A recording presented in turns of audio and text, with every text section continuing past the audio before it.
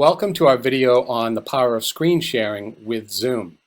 I think for many people, they recognize that screen sharing allows them to show something that's on their computer or other device with an audience, but it really can do so much more.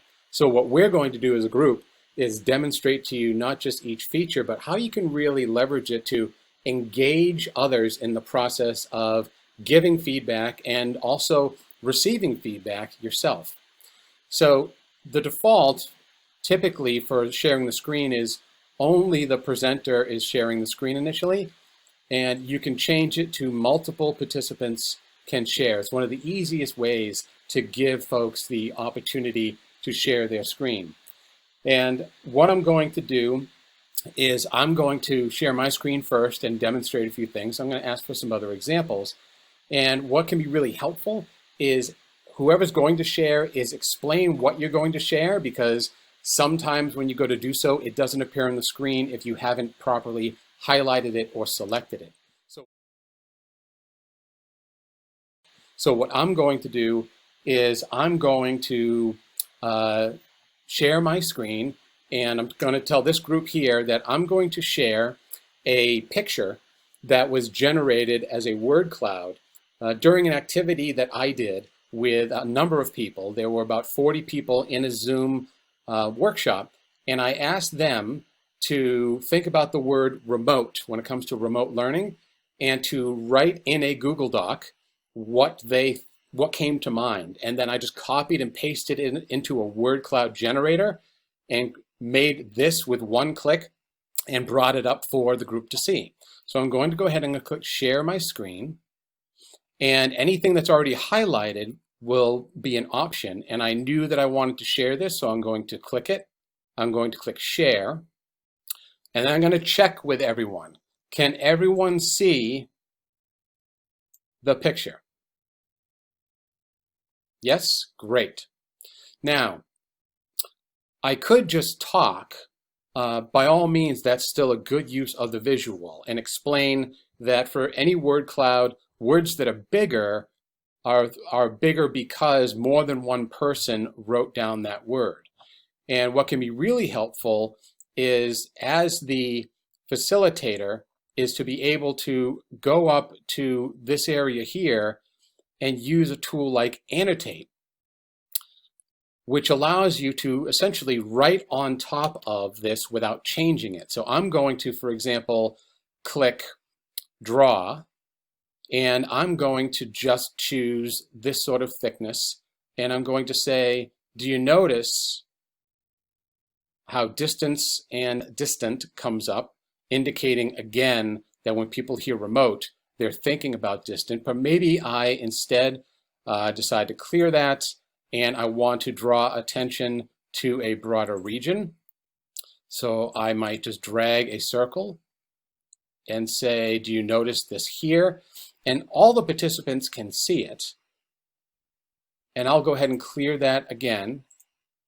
And now I will ask for any of you to decide what you want to highlight that's noticeable on this image of people's response to remote.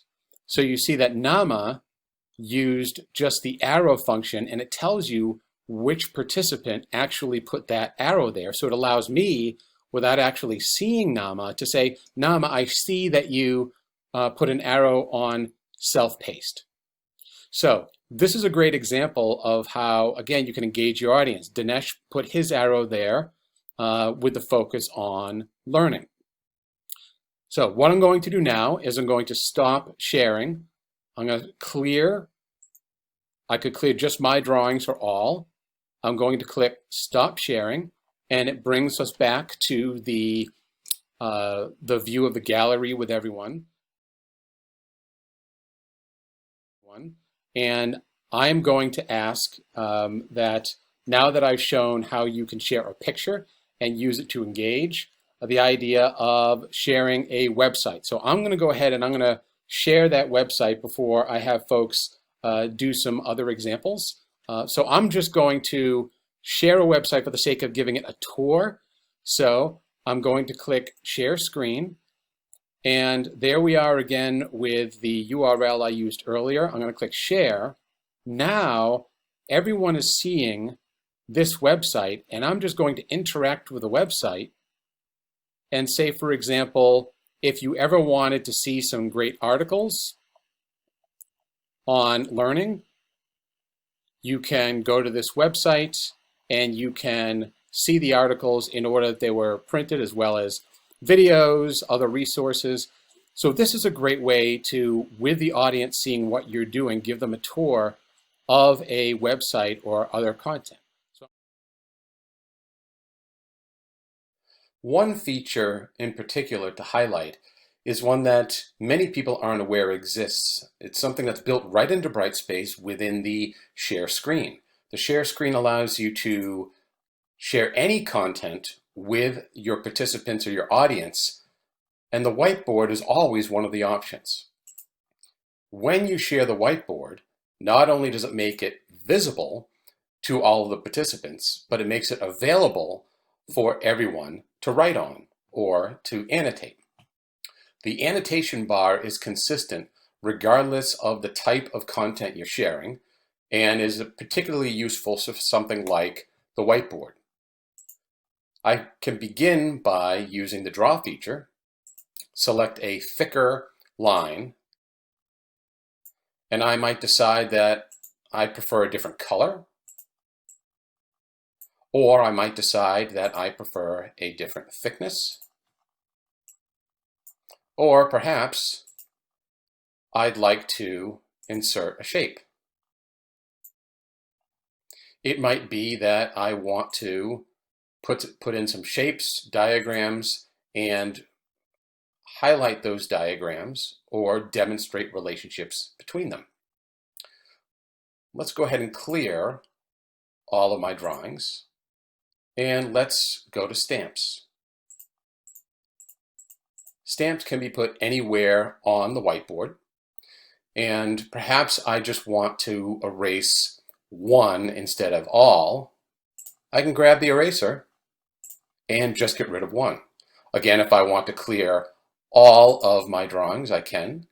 Perhaps it's just mine and I leave the drawings of those who are contributing to the whiteboard. For now, I'll clear all drawings. The spotlight feature can also be very helpful.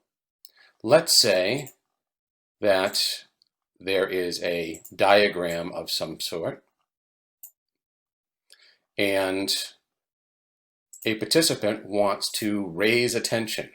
The spotlight feature puts a little red dot wherever the cursor is going. Also within Spotlight is the arrow. When somebody inserts an arrow on the whiteboard or on any other content that's being shared, it populates it with the name of the participant or person who contributed, so all viewers could see, without necessarily seeing the participants themselves, who made the comment or who was trying to draw attention. At any point, somebody could add a text box,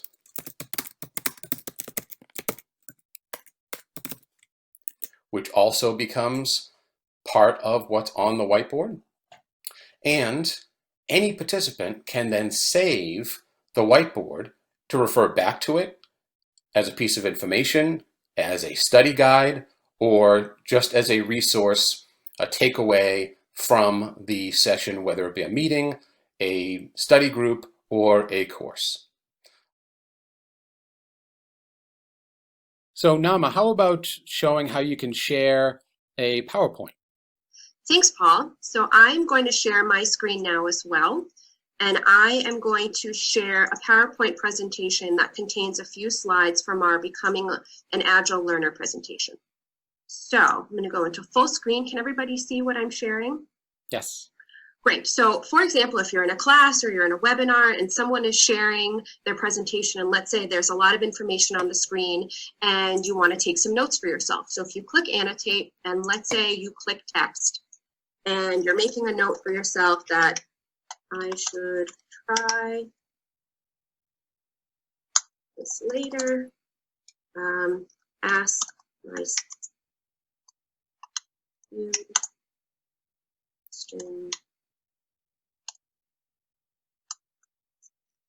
Okay. So then what I do is I can make some text. I can make a drawing if I want, kind of like how Paul did before to bring emphasis to something. And then when I'm done, in the upper right-hand side, I can click Save. And a copy of this will be saved locally to my computer, which I can then go back to and refer afterwards if I want to come back and review. So that is how one can share a presentation. And now I'm going to turn it back over to Paul. That's great, Nama. Thank you.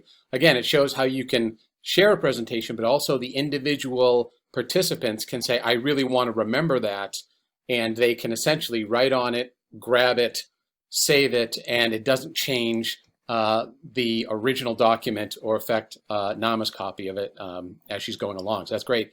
And then,